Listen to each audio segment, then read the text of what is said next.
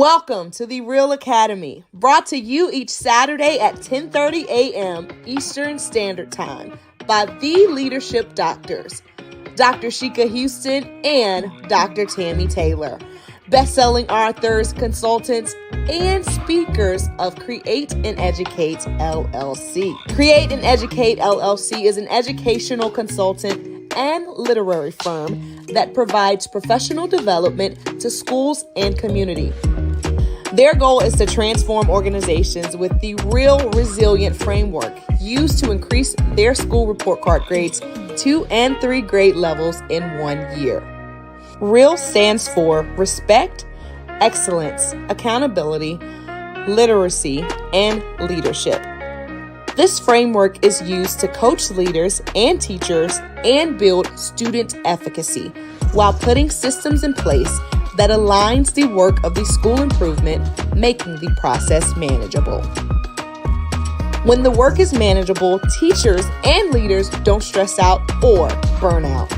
The Leadership Doctors' alignment systems are designed to help schools evolve and grow, all while instituting protocols and processes designed to promote collaboration and collegiality. Alignment systems are frequently referred to as a key element of success in the improvement process. In the sport of rowing, all rowers must put their oars in the water, succinctly creating a system for their boat to reach maximum speed. So schools that want to improve are bringing in the leadership doctors to teach them all about the alignment systems that must be in place for school improvement to be accomplished at high levels. The dynamic duo provides insights into educational topics through their international platform, which includes educators, parents, and community members as a way to support important entities that make communities thrive. This is their way to pay it forward and provide the support they needed through their platform. They get into the weeds of work with leaders through their TrustMate Institute that you should contact them about today by filling out the contact form on their website. Welcome to the REALL Academy, brought to you each Saturday at 10:30 a.m. Eastern Standard Time by the leadership doctors, Dr. Sheka Houston and Dr. Tammy Taylor, best-selling authors, consultants, and speakers of Create and Educate LLC. Create and Educate LLC is an educational consultant and literary firm that provides professional development to schools and community. Their goal is to transform organizations with the REALL Resilience Framework used to increase their school report card grades 2 and 3 grade levels in 1 year. REALL stands for Respect, Excellence, Accountability, Literacy, and Leadership. This framework is used to coach leaders and teachers and build student efficacy while putting systems in place that aligns the work of the school improvement, making the process manageable. When the work is manageable, teachers and leaders don't stress out or burn out. The Leadership Doctors' alignment systems are designed to help schools evolve and grow, all while instituting protocols and processes designed to promote collaboration and collegiality. Alignment systems are frequently referred to as a key element of success in the improvement process. In the sport of rowing, all rowers must put their oars in the water, succinctly creating a system for their boat to reach maximum speed. So schools that want to improve are bringing in the leadership doctors to teach them all about the alignment systems that must be in place for school improvement to be accomplished at high levels. The dynamic duo provides insights into educational topics through their international platform, which includes educators, parents, and community members as a way to support important entities that make communities thrive. This is their way to pay it forward and provide the support they needed through their platform. They get into the weeds of work with leaders through their TrustMate Institute that you should contact them about today by filling out the contact form on their website.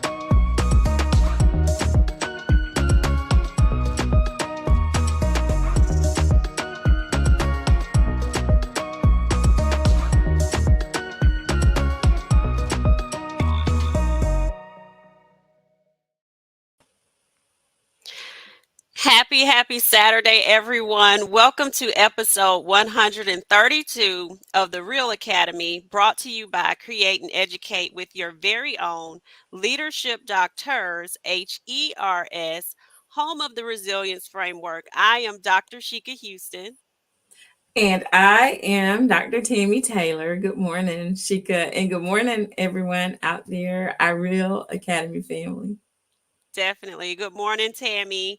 And speaking of our Real Academy family, let's go ahead and shout out everyone who is here. Principal Sherrod Laws, good morning.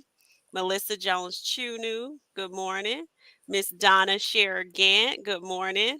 Miss Deidre Stover, good morning. And I hope you're feeling better, Deidre. Miss Jasmine Harris out on the West Coast, good morning, Queen. Mr. Josh Tovar out in Texas, part of the Fantastic Four. Good morning, Mr. Tovar, Josh. Good morning, Principal Hurt. He is always on fire talking about that upcoming test in his episode. Hope you caught him, part of the Fantastic Four as well. Alan Devine, Blue Mickens, good morning. Carol Blanchard, good morning. Mr. Edwin Garcia, good morning. Rashard Davis, Principal Rashard Davis, good morning. Miss Dot McKeever Jeter, always happy to see you from Illinois, good morning. Miss Truesdale out in Atlanta, good morning. She's an assistant principal out there and has even joined us. Miss Margaret Simpson Lacker, good morning. And good morning to all of our Real Academy family. Um, Hopefully, I didn't miss anyone. If I did, charge it to my head and not my heart. But thank you all for joining us and tell us how you have done keeping it real this week. You can use an emoji or a testimonial. We go back and read those to see how everyone is keeping it real. And as you heard in the promo, REAL stands for respect, excellence, accountability, literacy, and leadership. And this encompasses our resilience framework that we just talked about. Yeah, with our 48 years of experience between the two of us at various levels and a number of awards under our belts, we really are excited about the work that we're doing to help schools and to increase student achievement at the high school level. Right now we're working with an institute on MTSS, training teachers on literacy, writing, and small group instruction. Those are just a few of the things that we're doing, and we are super excited about our Build My Sister collaborative in partnership with the University of South Carolina. We had a in December, we had an iteration of the Bill My Sister, and we had over 30 people who were there with us, and it was absolutely phenomenal. Now we are heading into our next iteration, which will be on the 21st of February, and we already have over 600 people register for the virtual event. So we are absolutely ecstatic and looking forward to that opportunity to be with our sisters and brothers who are supporting us in that event. That's right, because Build My Sister is not just for Black women in leadership, but also our allies and anyone that supports Black women. So, of those 600, over 600 people who are registered, some of them are people who support Black women in leadership. We are excited to take Build My Sister on the road to the big city of New York. We'll be presenting at the Transformational Leadership Conference 2024. So, Build My Sister, as Tammy said, is our leadership development program for Black women in leadership. And the reason that it's unique is because we use a theoretical framework, the one that Tammy is an expert in from her dissertation work, but to provide that leadership development. That centers around authenticity and collaboration, but we don't just build the Black woman, it also extends to building the Black family and Black children. So the information is very impactful. The feedback we got mentioned that it was life changing. So we are excited to take that on the road and for so many people to be able to engage with that. So that brings us to our topic for today, keeping it real with scheduling. It is that time of year. We are already planning for next year. We talked before about budgeting. All of that is going on in districts as well. But we're also looking at data to be able to schedule children for our upcoming school year. We're looking at numbers to see who we have coming. And we're going to tell you how we keep it real with scheduling with our framework.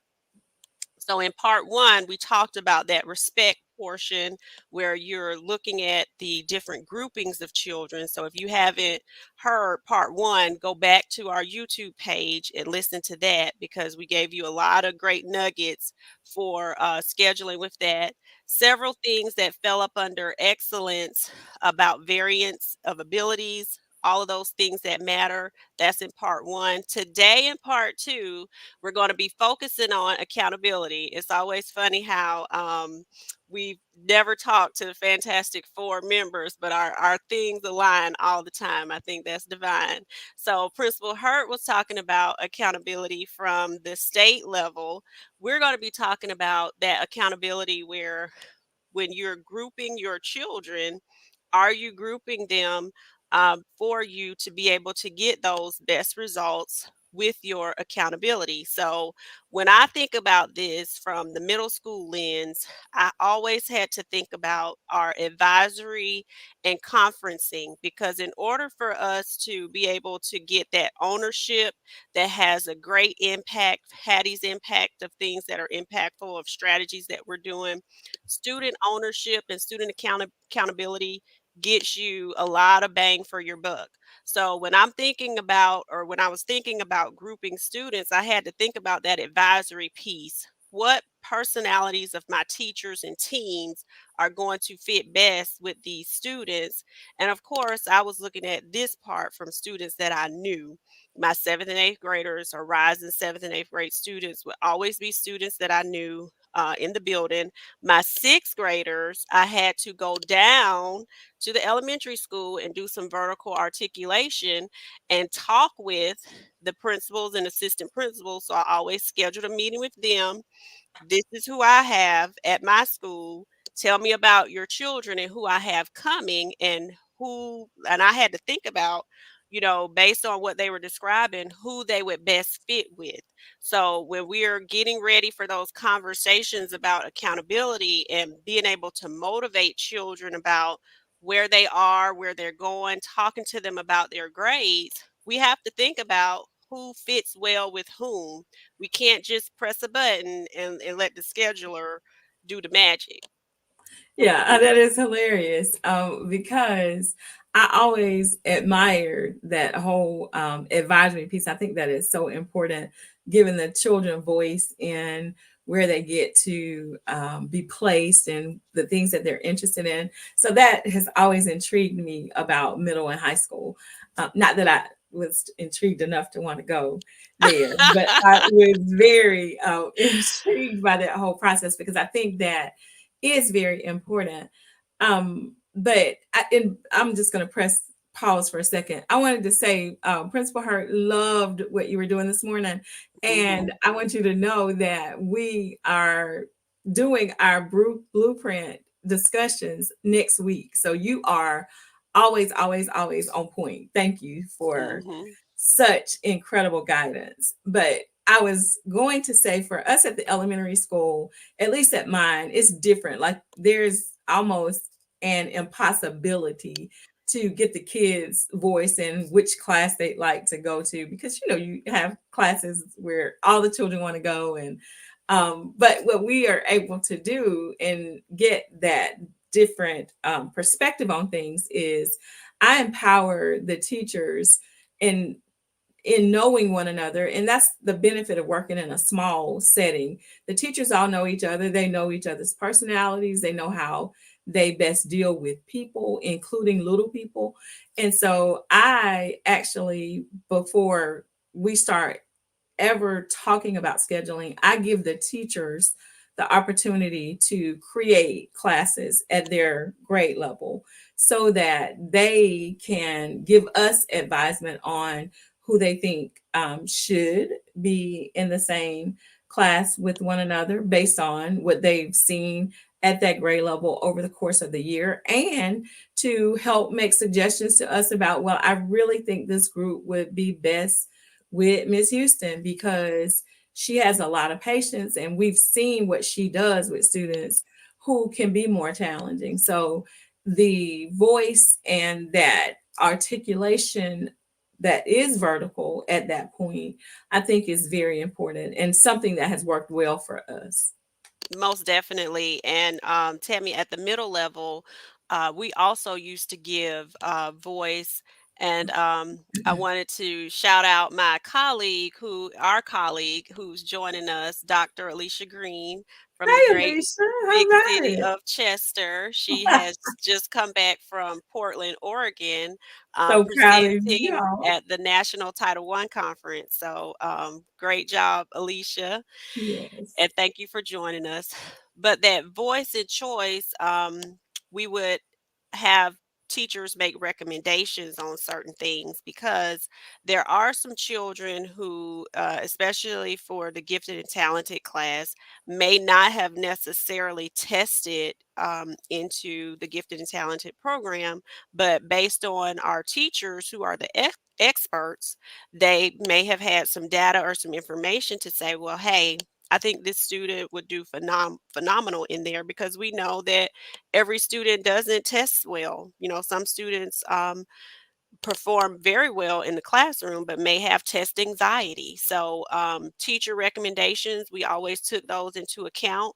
Many times on our um, map test, sometimes, students would knock it off out the park by grade level, but sometimes for whatever reason that one day of testing may not have transferred that on the state test. So, we take multiple pieces of information to make decisions about children. Which I think So is good. I was also going to just add, this was another thing that has happened in our setting with when we're thinking about, because like you said, this is the time of year when we have to start having this discourse. mhm, What is it that is going to be best for the children? And mhm. this is when my teachers start stepping up saying, you know what, I this is this was a tough group to get where I've got them. I'll go up with them. Mhm. So looping is a part of that scheduling conversation at our school, and we've created several loops that have been extremely successful.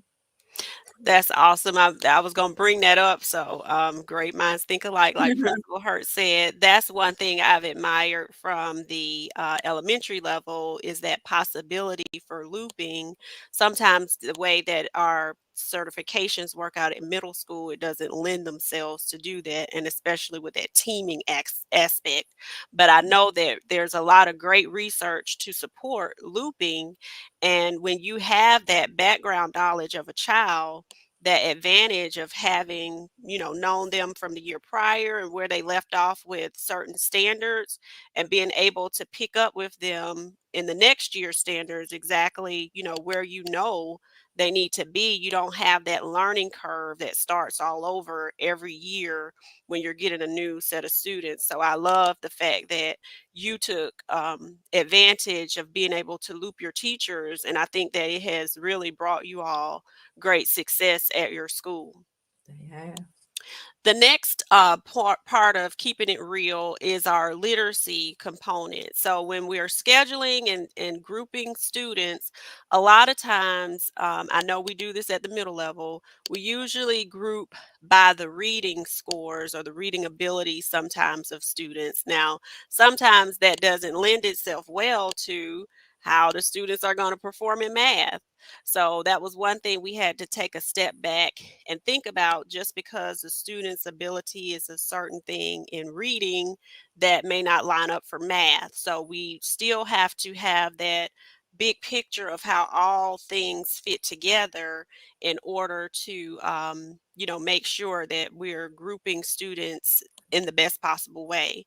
The other thing when you're thinking about scheduling and time of day of when you're laying out your classes, we had to look at are there a certain group of students who are always getting their core academic classes at the end of the day? Because that does impact, their performance. Are they getting them at the beginning of the day?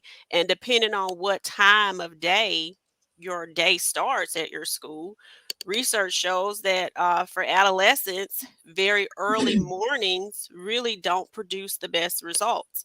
That's why a lot of schools have gone to the later starts for adolescents, because I don't know if of many of them are not going to bed early. I can project that they aren't, but they don't really do well a lot of times in early morning. So you're having to really think about several things and the performance of your students. There are some schools that alternate when the classes take place throughout the week. Now, you as building level leaders and your teacher leaders would have to make that decision as to whether or not your students would do well with that much change. But each 9 weeks, the classes would change as far as where they're arranged in the schedule. So if the first 9 weeks I had my literacy and math at the beginning of the day, next 9 weeks, it may go to the middle of the day. Next 9 weeks, it may go to the end of the day. And so that way you're placing some equity around when students are able to best perform, and that everyone doesn't all year just have a class that's at the end of the day or the beginning, but they switch throughout the time period for the 9 weeks. Yeah, I think that is important, and I do have to shout out my teams because we team in our intermediate grades, and they do constantly revise and revamp schedules based on what they see the kids need, or where they may see some, like, this group is just not the group for the end of the day. They do that shifting and switching of the actual schedule within the team. And again, they have the autonomy to be able to do that. So it's kind of whatever works is what we do. And for leadership, we've been talking about this. This whole thing with scheduling involves leadership. Shout out to Principal Kafele, who says he was multitasking, so he's joining us. So we always appreciate Principal Kafele. Hey, sir. Um, but this leadership aspect is throughout the entire framework. So it is required for the respect portion, the excellence, the accountability, the literacy. And with leadership within our framework doesn't just involve the leader. We've talked about this at multiple parts of the framework. Your teachers are leaders. So when Tammy talked about hearing that teacher voice, if you're just creating a schedule um, in absentia from your teachers, I can guarantee you it's not going to be the greatest schedule that it could have been. Um, because your teachers are your experts, and if you don't Absolutely. if you don't recognize that, you've missed a very big step. And So, it's gonna aggravate them when the next grade is saying, "What in the world? You have these two in class together," and they say, "We told them not to put them in the same homeroom." Teachers are looking at you as leader, thinking, "What is wrong with you?" Because you're mhm, so disconnected and far removed from the classroom, you don't even understand why. When we're and that's one of the things that is on our scheduling form. They have the opportunity to share why this is a request. These two don't need to be together for whatever reason. And we do honestly try to honor that. And I will say this too: as much autonomy as my teachers have to do whatever they need to do to make sure that they are doing what's right for children, I still have to provide strong leadership, because if mhm, I'm not providing leadership and they can't look to me for the final word on things, then they start to create that amongst themselves. So make sure that you do have that final say, and that once you've looked at these schedules and you've made um, yourself okay with the way that you have placed students, be sure that you can rationalize why these are the best placements. And sometimes you do have to override something that has been made as a suggestion. It may be Mhm. because a reason that this is not going to work based on the teacher's class that they're asking to be placed in, because you know who you have. But it could also be some background that teachers don't have access to knowing, because there are things that happen that you have to navigate simply as a leader, and that just is your responsibility as a building leader. So do provide leadership in this process. Even though you give voice and you give autonomy and choice, you have that final say to make sure that you've created a schedule, master class and otherwise, that is going to give you the most bang for your buck as a school. You're doing what makes sense, and Mhm. it's going to be right for the success of the school. Most definitely, because that scope is different. Teachers have one scope and lens that is not as broad as the leader. So that definitely is a good point. And I'm glad that Edwin and Jasmine brought up the students. Edwin brought up students. Students are very important in that process as well. And we are piloting some things that we garnered from some other districts. In our district is called iSchool, where it's based on some a competency based waiver in place, where a lot of our high school students have been failing due to absences but will pass the class. So it takes away that point of, sometimes students can elect, well, I don't really need to go into this class to learn this information. I could do it myself in iSchool, and they are more successful than they would have been going into a certain classroom. So, giving that student that choice is so important. And also the parents making sure that they understand the process, hearing their voices throughout the process. Jasmine brought that up, is so very important. And kind of giving them some insight into what goes into scheduling. That's So, that brings loving Carol's comment, Shika. We must create and that's educate. right, Carol. Thank you. We love it. Love it. Love it. Um, we are at our time. So shout out to our interns all the way from the UK, Doing Tito. fabulously, ladies. Yes, they have done a great job as our engineers, podcast engineers this morning. They have been handling all of the comments and the scrolling that you see. So, shout out to them. We appreciate them and Rebecca.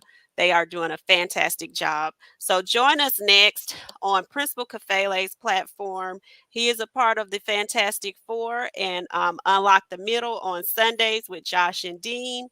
Please remember to join us back next Saturday, starting off at 10 a.m. with Principal Sean Hurt, and right back here at 10:30 with Create and Educate. Remember that we create spaces that thrive, so we hope you keep thriving on this Saturday. Happy Saturday, guys.